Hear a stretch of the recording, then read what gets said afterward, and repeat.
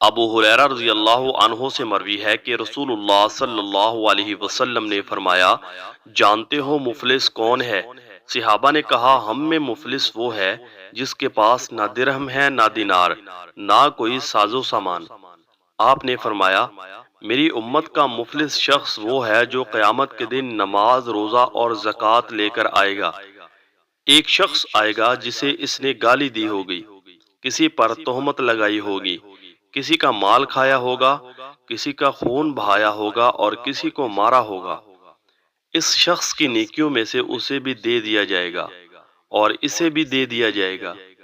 اگر اس کے ذمے لوگوں کے حقوق پورے ہونے سے پہلے اس کی نیکیاں ختم ہو گئی تو ان کے گناہ اٹھا کر اس شخص پر لاد دیے جائیں گے، پھر اسے آگ میں پھینک دیا جائے گا۔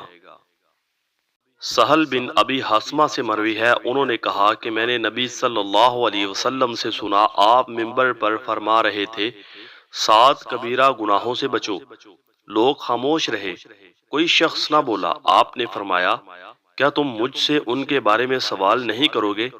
اللہ کے ساتھ شرک کرنا، کسی جان کو قتل کرنا، مقابلے سے فرار ہونا، یتیم کا مال کھانا، سود کھانا، پاک دامن عورت پر تہمت لگانا اور ہجرت کے بعد واپس چلے جانا۔